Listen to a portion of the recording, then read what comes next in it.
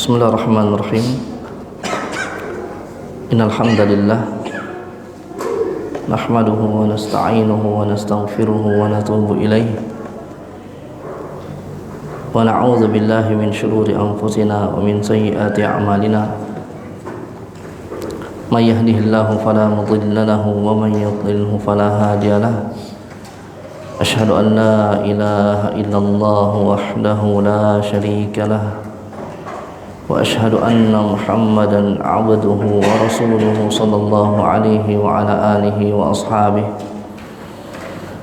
wa ala kulli man sara ala nahjihi wa istanna bi sunnatihi wa iktafa atharahu ila yaumiddin.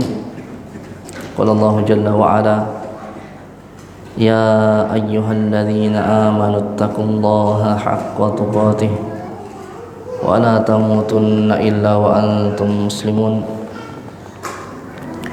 وقال يا أيها الناس اتقوا ربكم الذي خلقكم من نفس واحدة وخلق منها زوجها وبث منهما رجالا كثيرا ونساء واتقوا الله الذي تساءلون به والأرحام إن الله كان عليكم رقيبا.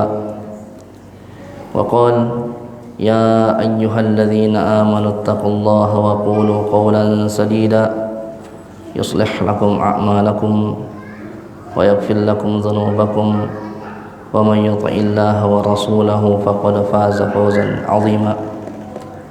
أما بعد فإن أصدق الحديث كتاب الله وخير الهدي هدي محمد صلى الله عليه وسلم وشر الأمور محدثاتها fa inna kulla muhdatsatin bid'ah wa kulla bid'atin dhalalah wa kulla dhalalatin finnar. Ayuhal ikhwatu wal akhwat rahimani wa rahimakumullah taala. Pertama-tama kembali kita memanjatkan puji dan syukur kita kepada Allah Subhanahu wa taala yang telah memberikan kepada kita limpahan rahmat dan kasih sayangnya serta begitu banyak nikmat yang diberikan kepada kita, baik yang zahir, yang nampak maupun yang tidak nampak, dan juga taufik dari Allah Subhanahu wa taala sehingga kita kembali dapat berkumpul pada tempat yang berberkah ini, rumah dari rumah Allah Subhanahu wa taala, di dalam ketaatan kepadanya. Telah kita laksanakan salah satu kewajiban yang Allah Subhanahu wa taala wajibkan kepada kita semua, dan sekarang kita duduk bermajelis menuntut ilmu yang dimana kata Ibnu Rajab Al-Hambali rahimahullah ta'ala bahwasanya ini adalah merupakan jalan pintas seorang hamba untuk mendapatkan surganya subhanahu wa ta'ala, sebagaimana sabda Nabi kita Muhammad sallallahu alaihi wasallam, man salaka tariqan yaltamisu fihi ilman sahhalallahu lahu bihi tariqan ilal jannah. Barang siapa yang meniti satu jalan menuntut ilmu, maka Allah Subhanahu wa taala akan memudahkan jalannya menuju surga. Dan kata Nabi kita Muhammad sallallahu alaihi wasallam, majtama'a qaumun fi baitin min buyutillah yatluna kitaballah wa yatadarasunahu bainahum illa nazalat alaihimus sakinah wa ghashiyatuhumur rahmah wa haffathumul malaikatu wa dzakarahumullahu fiman 'indah. Tidaklah berkumpul satu kaum di rumah dari rumah Allah Subhanahu wa taala yatluna kitaballah, mereka saling membaca Al-Qur'an, wa yatadarasunahu bainahum, saling mempelajarinya, illa nazalat alaihimus sakinah, kecuali akan turun kepada mereka ketenangan di dalam hati-hati mereka, wa ghasyiyatuhumur rahmah, diberikan rahmat kepada mereka, wa wa haffathumul malaikatu wa dzakarahumullahu fiman indah. Kemudian para malaikat-malaikat Allah Subhanahu wa taala akan menaungi mereka, dan Allah Subhanahu wa taala dengan rahmat dan kasih sayangnya akan menyebut nama-nama mereka di hadapan para malaikat-malaikatnya yang mulia. Ini merupakan kenikmatan yang luar biasa yang Allah Subhanahu wa taala berikan kepada kita semua. Kemudian salawat dan salam kita tujukan kepada Nabi kita yang mulia Muhammad sallallahu alaihi wasallam, juga kepada keluarga beliau, sahabat-sahabat beliau, tabi'in, tabi'ut tabi'in, serta orang-orang yang senantiasa berjalan di atas sunnah-sunnah beliau sallallahu alaihi wasallam sampai hari kiamat kelak. Ayuhal ikhwat wal akhwat rahimani wa rahimakumullah taala, kembali kita akan melanjutkan pelajaran kita, pelajaran dari hadis-hadis Nabi kita Muhammad sallallahu alaihi wasallam yang dihimpun oleh Al-Hafidz Ibnu Hajar Al-Asqalani Asy-Syafi'i rahimahullahu taala di dalam kitab beliau yang terkenal, kitab Bulughul Maram min Adillati Al-Ahkam. Masih kita di dalam bab yang sama, bab qada al-hajah, bab qada'il hajah, masih di dalam kitab At-Taharah. Pada malam hari ini insyaallah taala kita akan masuk ke dalam pembahasan hadis yang baru, yaitu hadis Suraqah bin Malik radhiyallahu taala anhu.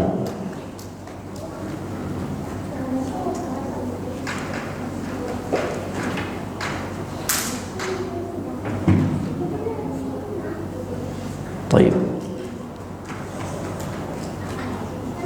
Ada yang mau baca?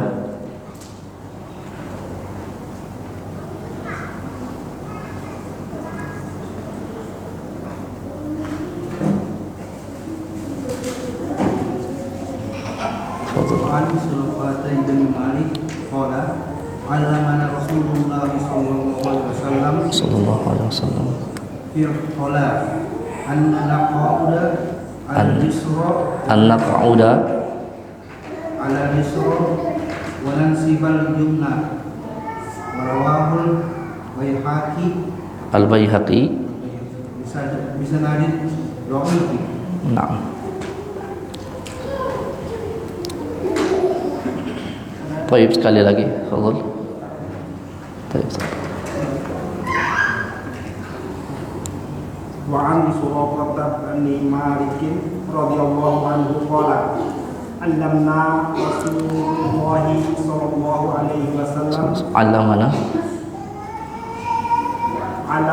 Rasulullah sallallahu alaihi wasallam allamana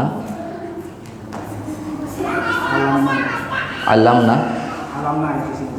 Baik. Baik, allamana Rasulullah sallallahu alaihi wasallam fi al-qala'i anna naq'uda ala al-yusra wa nansibal yumna rawahu al-Hakim bi sanadin dhaif. Assalamualaikum warahmatullahi wabarakatuh. Ahlan wa sahlan ya Mas Husain. Hayakallah, fadhal. Hayakallah.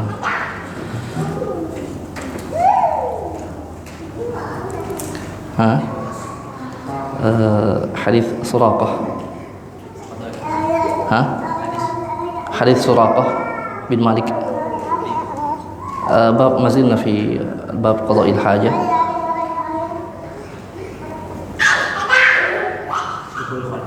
Enak.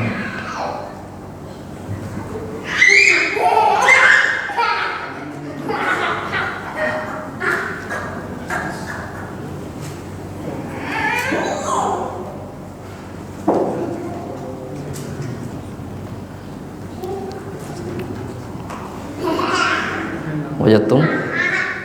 Baik, bagus. Ayuhal ikhwatu wal akhwat rahimani wa rahimakumullah taala. Berkata Al-Hafidz Ibnu Hajar rahimahullahu taala an Suraqah bin Malik radhiyallahu taala anhu, dari Suraqah bin Malik, semoga Allah Subhanahu wa taala meridainya, beliau mengatakan 'allamana Rasulullah sallallahu alaihi wasallam fil khala'i. Rasulullah sallallahu alaihi wasallam mengajarkan kepada kami fil khala'. Ya, maksudnya di sini adalah tentang cara buang hajat, ya, atau tentang cara duduknya ketika buang hajat. An-naq'uda 'alal yusra, duduk di atas kaki kiri, wa nansiba al-yumna, dan menegakkan kaki kanan, ya. Rawahul Baihaqi bisanadin dhaif, diriwayatkan oleh Imam Al-Baihaqi rahimahullah taala dengan sanad yang dhaif, ya. Kalimat bisanadin dhaif, dengan sanad yang dhaif, ini kalimat dari siapa?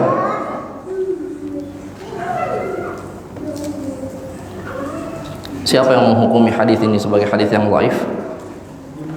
Ibnu Hajar rahimahullahu taala.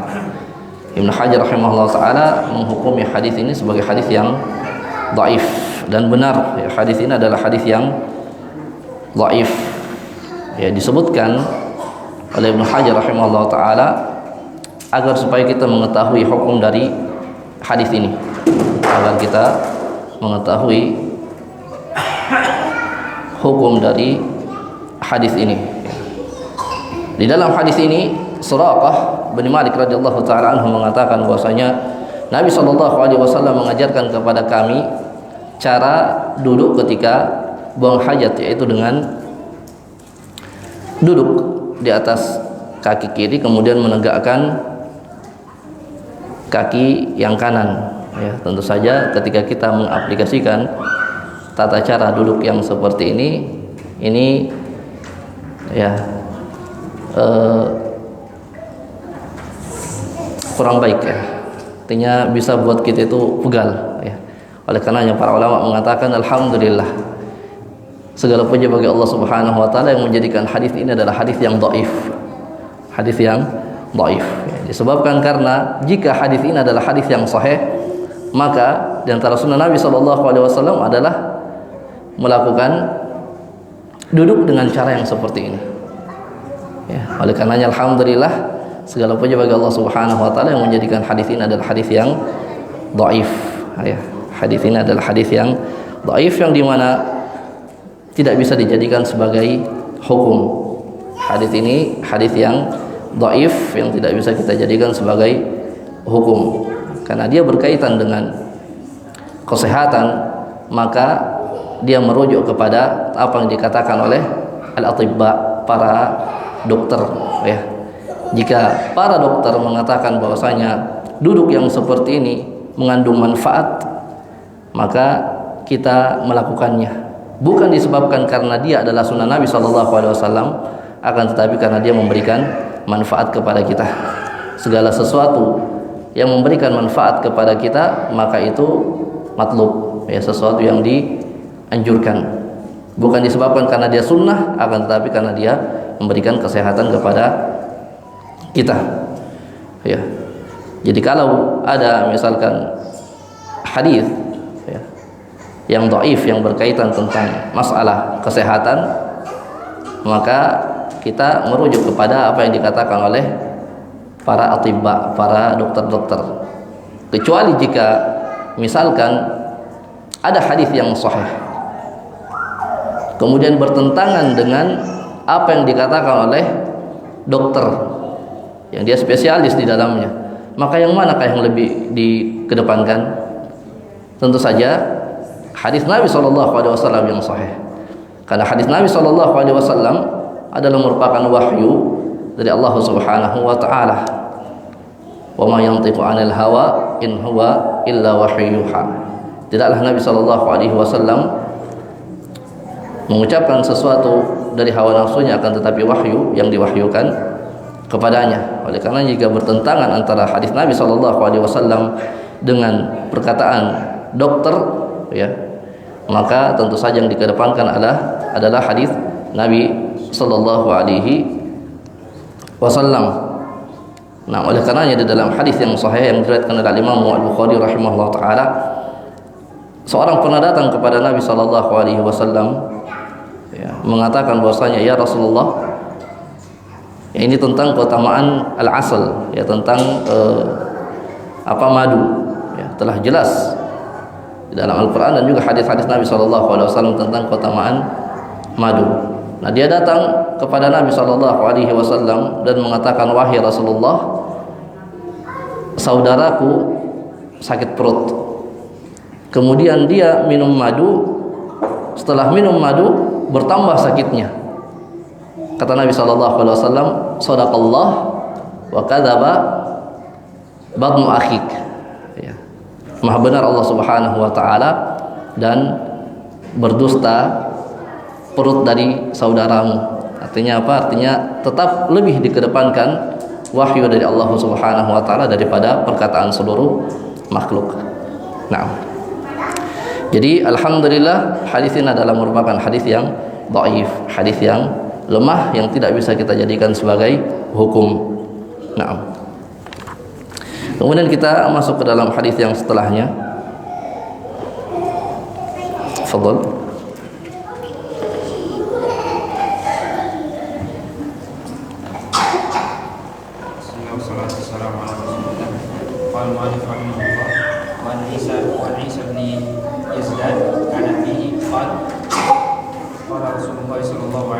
Sallallahu alaihi wasallam.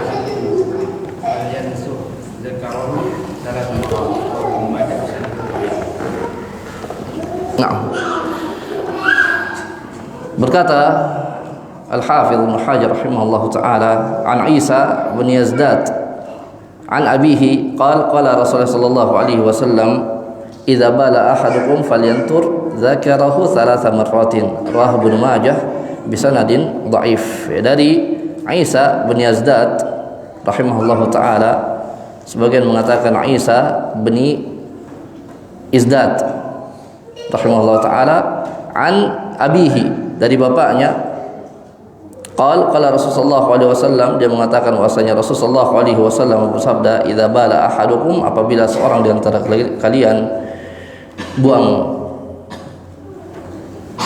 air kecil atau kencing, falyantur zakarahu thalatha marratin, maka hendaknya dia mengurut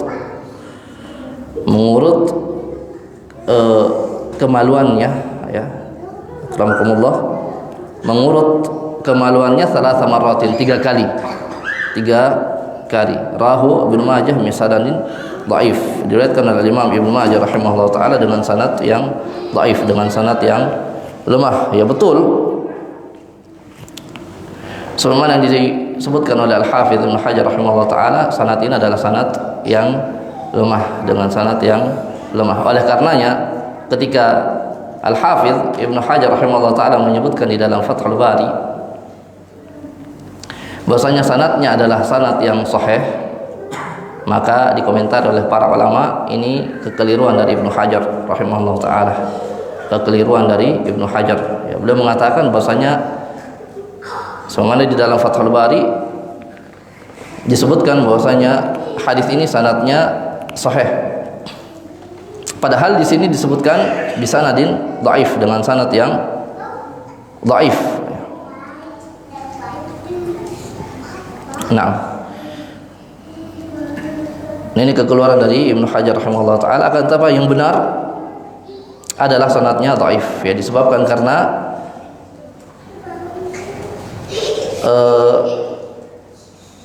Isa bin Yazdad, begitu juga bapaknya, ini lemah, ya, disebabkan karena Isa dan juga bapaknya ini lemah. Di sini bapaknya menyebutkan bahwasanya dia mendengar Nabi sallallahu alaihi wasallam, atau beliau mengatakan qala Rasulullah sallallahu alaihi wasallam, Rasulullah sallallahu alaihi wasallam bersabda, artinya dia langsung mendapatkan dari Nabi sallallahu alaihi wasallam. Padahal para ulama mengatakan bahwasanya laisa lahu suhbah, la suhbata lahu, dia bukanlah sahabat Nabi sallallahu alaihi wasallam. Di antara yang mengatakan bahwasanya beliau bukanlah sahabat Nabi sallallahu alaihi wasallam adalah Imam Al-Bukhari, Imam Abu Dawud rahimahullah taala, Abu Hatim dan yang lainnya. Jadi yang benar bahwasanya hadis ini adalah hadis yang dhaif, ya, sebagaimana yang disebutkan oleh Ibnu Hajar rahimahullah taala. Bahkan Syekhul Islam Ibnu Taimiyah rahimahullah taala mengatakan bahwasanya mengurut kemaluan ketika buang air kecil, kencing, itu adalah merupakan bid'ah. Ini perkataan Syekhul Islam Ibnu Taimiyah rahimahullahu tabaraka taala. Naam. Bahkan disebutkan bahwasanya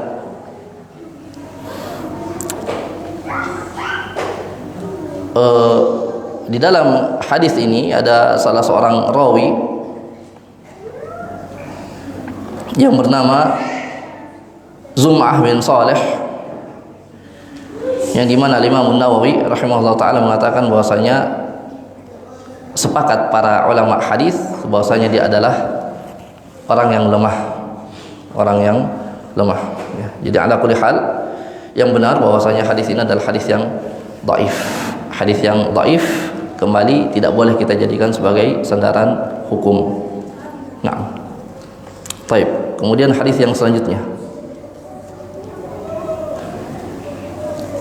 وعن ابن عباس رضي الله عنهما أن النبي صلى الله عليه وسلم فقالوا إنا نتبع الحجارة الماء رواه البزار بسند ضعيف.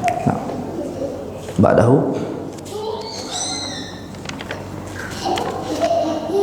وأصله في أبي داود والترمذي وصححه ابن خزيمة من حديث أبي هريرة رضي الله عنه بدون ذكر الحجارة. Nah, jadi ini hadis yang terakhir di dalam bab ini. Berkata al-muallif rahimahullah taala an Ibnu Abbas radhiyallahu taala anhuma, ya, dari Abdullah bin Abbas, semoga Allah Subhanahu wa taala meridai keduanya, anna Nabi sallallahu alaihi wasallam sa'ala ahla Quba. Bahwasanya Nabi sallallahu alaihi wasallam bertanya kepada ahlu Quba, penduduk Quba. Faqalu, kemudian mereka mengatakan, inna nutbi'ul hijarata al-ma'ah, rawahul Bazzar bisanadin dhaif. Wa asluhu fi Abi Dawud wa Tirmidzi wa sahahahu Ibnu Khuzaimah min hadits Abi Hurairah radhiyallahu taala anhu biduni dzikri hijarah. Dari Abdullah bin Abbas radhiyallahu taala anhuma bahwasanya Nabi sallallahu alaihi wasallam bertanya kepada ahlu Quba. Nabi sallallahu alaihi wasallam bertanya kepada ahlu Quba, ya, karena Allah Subhanahu wa taala memuji ahlu Quba. Bahwasanya mereka adalah orang-orang yang suka mensucikan diri, baik itu dari kesyirikan, juga dari hal-hal seperti najis dan yang lainnya. Oleh karenanya Allah Subhanahu wa taala memujinya. Faqalu, kemudian mereka mengatakan, ya, Nabi sallallahu alaihi wasallam bertanya, apakah yang membuat Allah Subhanahu wa taala memuji kalian? Apakah yang membuat Allah Subhanahu wa taala memuji kalian? Kemudian mereka mengatakan, inna nutbi'ul hijarata al-ma'a, sesungguhnya kami beristinja dengan air setelah beristijmar dengan batu. Jadi mereka itu dari kebiasaan mereka adalah mereka ketika buang hajat beristijmar dulu, cebok dengan menggunakan batu.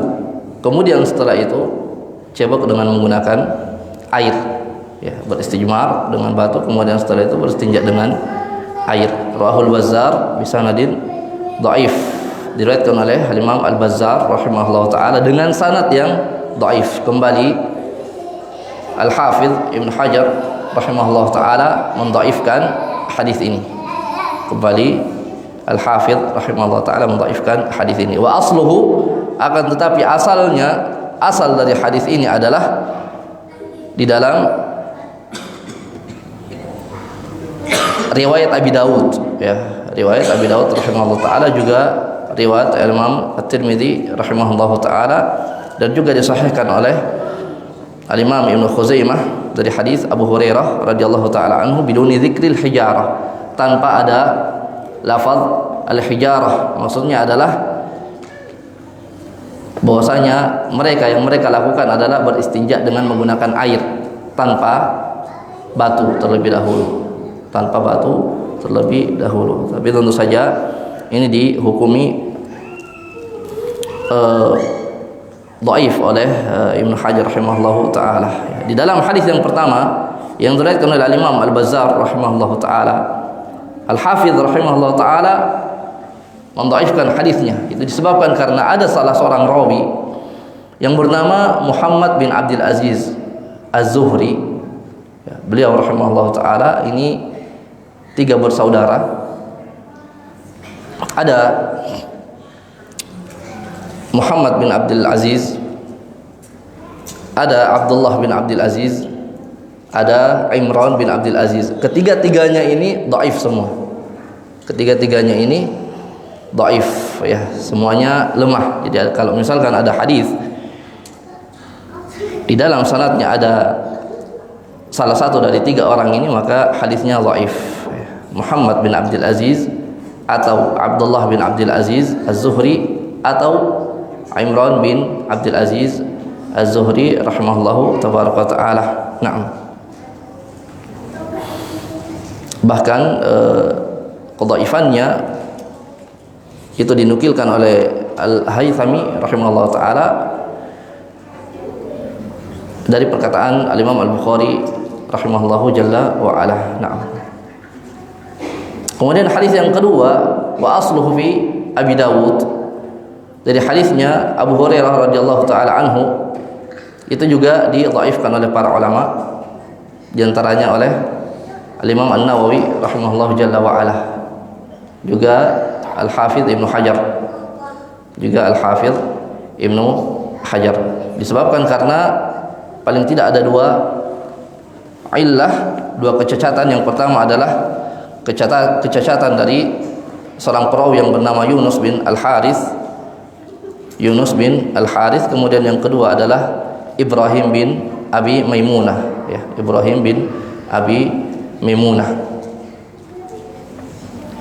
Akan tetapi hadis ini walaupun secara sanad itu dhaif, namun dia disebabkan karena banyaknya syawahid, pendukung, maka terangkat derajatnya menjadi sahih. Dan ini yang disebutkan oleh Syekh Al-Albani rahimahullahu taala. Hadis ini, jika kita katakan bahwasanya hadis ini sanadnya dhaif, maka kita keliru. Atau kita katakan bahwasanya sanadnya sahih, maka kita keliru. Akan tetapi jika kita katakan bahwasanya hadisnya adalah hadis yang sahih, maka bisa dikatakan itu adalah hal yang benar, ya. Maksudnya adalah hadisnya sahih disebabkan karena banyaknya syawahid, pendukung yang mendukung hadis ini dari hadis-hadis yang sahih, ya. Ini kita banyak ya membahas tentang periwayat karena hadis yang kita bahas pada malam hari ini seluruhnya dhaif, sanadnya seluruhnya dhaif. Dan ini hadis-hadis yang terakhir ya, sebelum kita masuk ke dalam bab yang baru, ya, Ayuhal ikhwatu wal akhwat rahimani wa rahimakumullah taala. Sebagaimana yang telah kita sebutkan bahwasanya hadis ini walaupun dia dhaif secara sanad, akan tetapi dia sahih disebabkan karena banyaknya syawahid, ya, yang sahih, ya, yang sahih. Baik, faedah yang dapat kita ambil dari hadis ini, ya, karena sebagian ulama mengatakan bahwasanya hadis ini adalah hadis yang sahih, jadi kita mengambil faedah dari hadis ini. Yang pertama, hadis ini merupakan dalil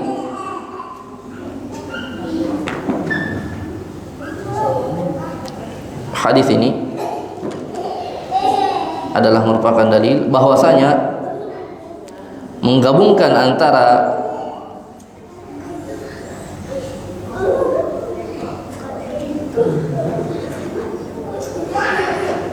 istijmar dengan batu dan istinja dengan air itu lebih afdol.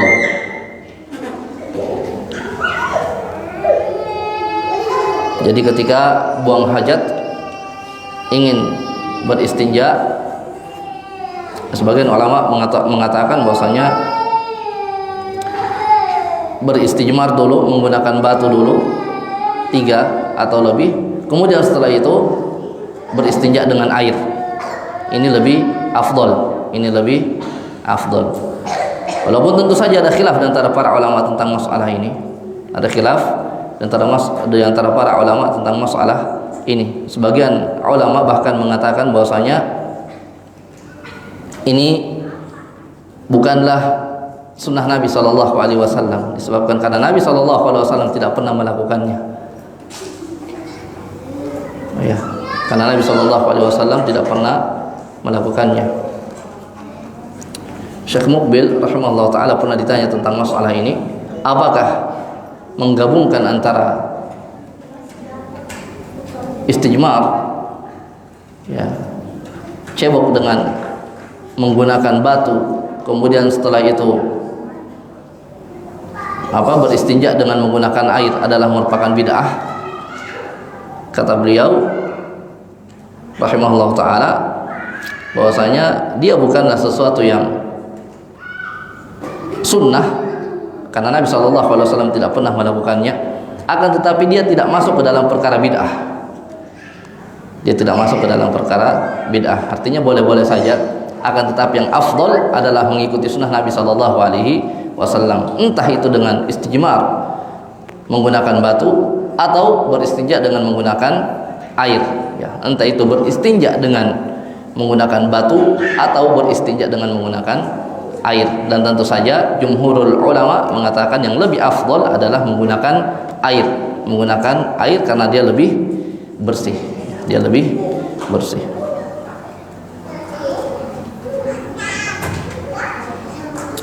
Kemudian yang kedua dari faedah yang dapat kita ambil dari hadis ini, beristinja cebok itu bisa dengan 3 cara.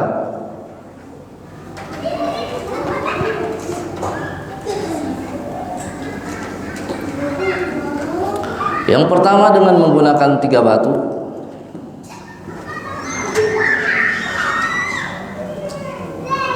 Dengan menggunakan 3 batu atau lebih.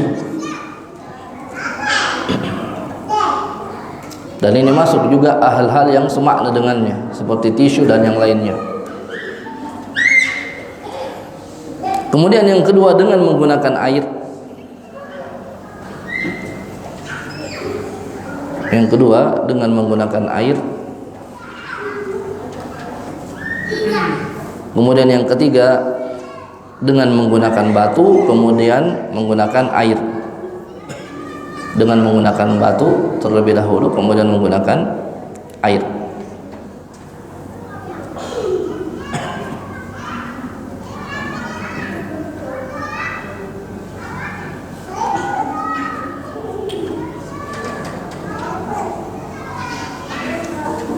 Kemudian faedah selanjutnya, hadis ini merupakan dalil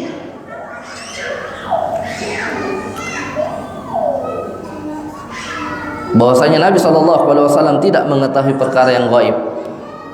Bahwasanya Nabi SAW tidak mengetahui perkara yang gaib.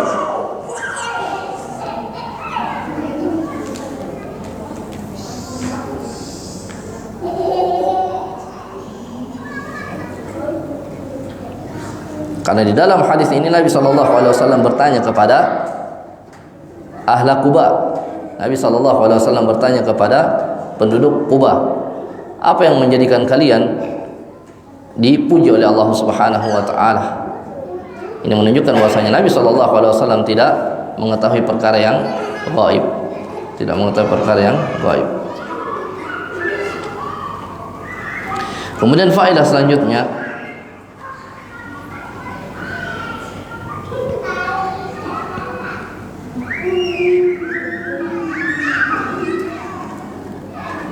Hadis ini merupakan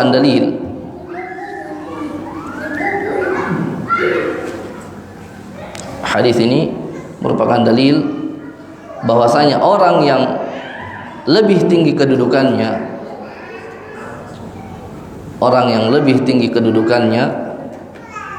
bisa saja mengambil manfaat dari orang yang ada di bawahnya. Hadis ini adalah merupakan dalil bahwasanya orang yang lebih tinggi kedudukannya bisa saja mengambil manfaat dari orang yang ada di bawahnya.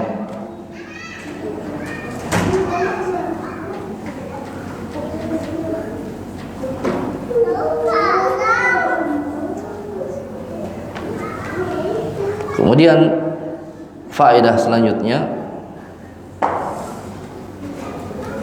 hadis ini merupakan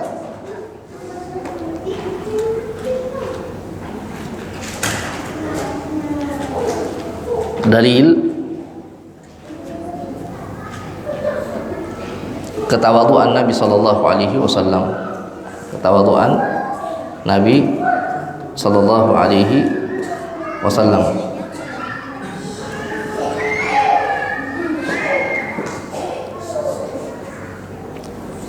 Kemudian faedah yang terakhir, hadis ini merupakan dalil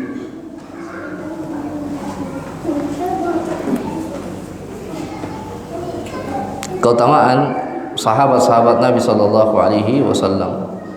Hadis ini merupakan dalil keutamaan sahabat Nabi sallallahu alaihi wasallam, terutama penduduk Quba.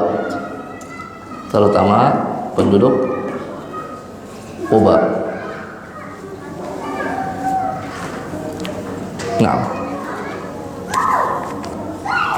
alhamdulillah pada malam hari ini telah kita selesaikan satu bab lagi di dalam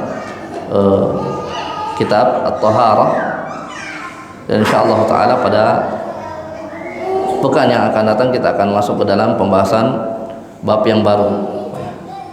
Namun sebelumnya kami akan menyampaikan beberapa faedah yang dapat diambil dari bab ini.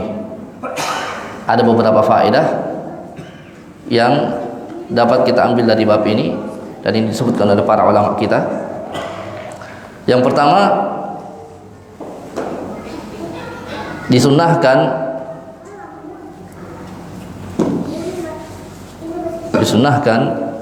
bagi orang yang hendak memasuki al-khala, ya, disunahkan bagi orang yang hendak memasuki al-khala, kamar kecil atau WC, agar membaca Allahumma inni a'udzubika minal khubuthi wal khaba'ith.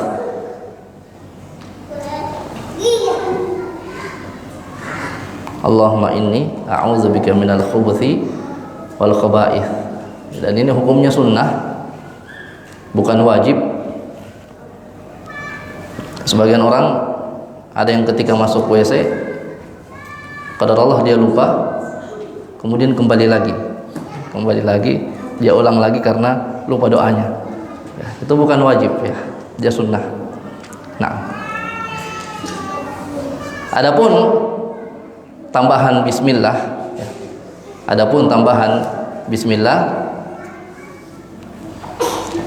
bismillah Allahumma inni a'udzubika minal khubuthi wal khaba'ith. Adapun tambahan bismillah itu adalah tambahan yang lemah. Diriwayatkan oleh Imam Tirmidzi rahimahullahu taala, dan Imam Tirmidzi sendiri yang mengatakan bahwasanya hadisnya lemah. Jadi tambahannya adalah tambahan yang lemah. Afdalnya mengatakan Allahumma inni a'udzubika minal khubuthi wal khaba'ith. Akan tetapi jika dibaca bismillah juga maka tidak ada masalah, tidak mengapa. Akan tetapi yang lebih afdal adalah mencukupkan diri dengan hadis-hadis yang sahih. Yang lebih afdal adalah mencukupkan diri dengan hadis-hadis yang sahih. Kemudian yang kedua,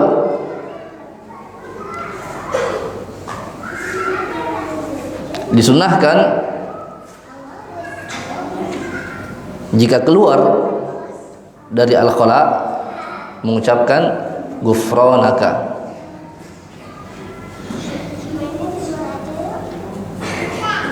Disunnahkan jika keluar dari al-khala mengucapkan ghufranaka.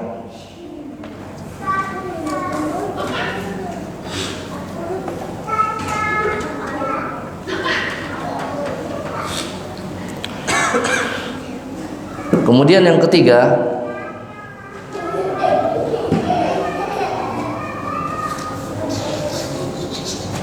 tidak boleh buang hajat di sembarang tempat. Tidak boleh buang hajat di sembarang tempat, karena dapat memberikan mudarat kepada orang lain. Karena dapat memberikan mudarat kepada orang lain.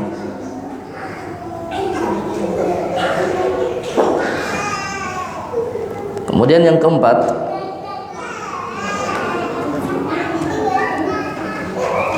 bolehnya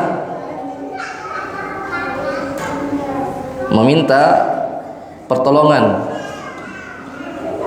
kepada orang lain, bolehnya meminta pertolongan kepada orang lain untuk mengambilkan batu ketika bersuci.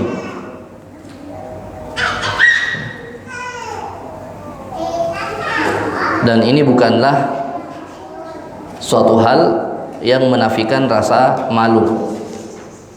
Ini bukanlah satu hal yang menafikan rasa malu.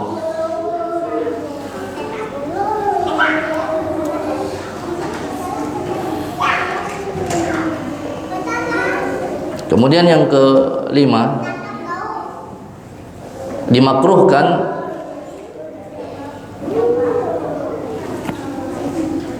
menyentuh kemaluan dengan tangan kanan. Dimakruhkan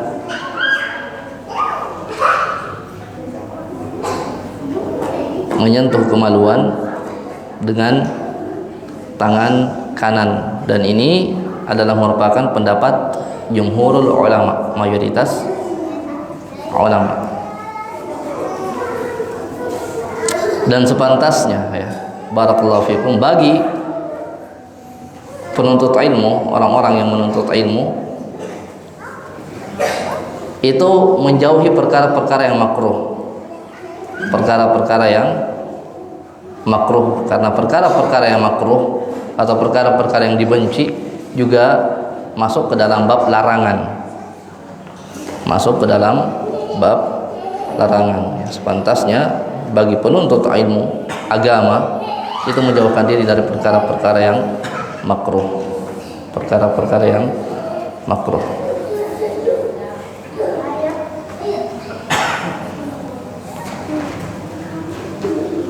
Kemudian faedah selanjutnya, faedah yang keenam,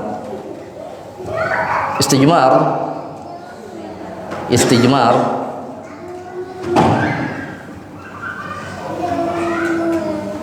dilakukan dengan 3 batu atau lebih. Ya, istijmar atau beristinja dengan menggunakan batu itu dengan 3 batu atau lebih. 3 batu atau lebih. Adapun istinja dengan air, maka tidak ada batasannya. Beristinja dengan air, dengan menggunakan air, itu tidak ada batasannya. Adapun dengan batu, itu batasannya minimal 3 lebih, ya, 3 atau lebih. Kemudian faedah selanjutnya, sebagaimana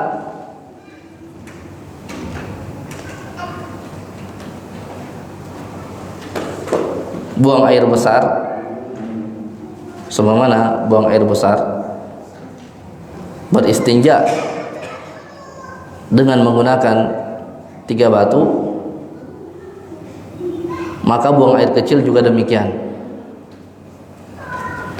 Maka buang air kecil juga demikian, ya. 3 batu atau lebih. 3 batu atau lebih. Dan ini batu juga masuk di dalamnya yang semakna dengannya. Tentu saja seperti tisu ketika kita di dalam pesawat dan yang lainnya. Menggunakan tisu dan yang lainnya yang semakna dengan batu. Kemudian yang ke-8 dari faedah yang dapat kita ambil dari bab ini, bab qada'il hajah, bab buang hajat.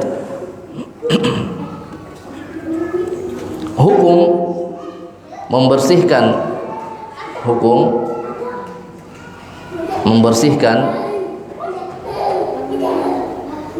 dan mensucikan diri dari kencing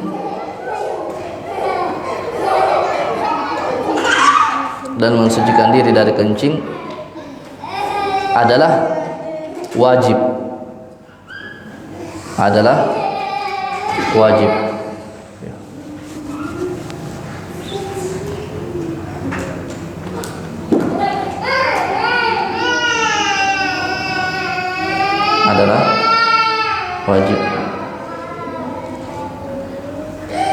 Dan telah kita bahas sebelumnya bahwasanya Imam Syafi'i rahimahullah taala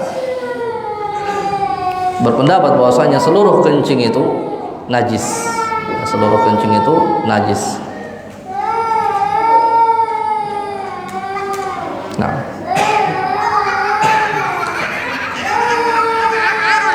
kemudian yang ke-9, yang terakhir dari faedah yang dapat kita ambil dari bab ini, tidak boleh beristijmar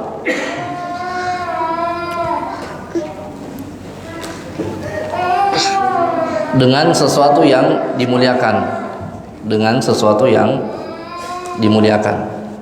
Tidak boleh beristijmar dengan sesuatu yang dimuliakan.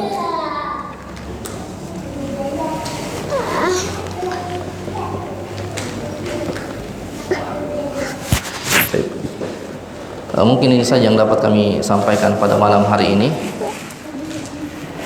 Lebih dan kurangnya mohon dimaafkan. Ya, semoga Allah Subhanahu wa taala dengan rahmat dan kasih sayangnya mengampuni segala dosa dan kesalahan kita, memfaqihkan kita di dalam agamanya, dan senantiasa memudahkan urusan-urusan kita, terutama urusan saudara-saudara kita yang ada di Palestina. Innahu walidzalika wal qadiru alaih. Kita tutup. Subhanakallahumma bihamdik, asyhadu an la ilaha illa anta astaghfiruka wa atubu ilaik. Wa sallallahu ala nabiyyina Muhammad wa ala alihi wa sahbihi wasallam. Walhamdulillahirabbil alamin. Wallahu taala a'lam wa alam. Assalamualaikum warahmatullahi wabarakatuh.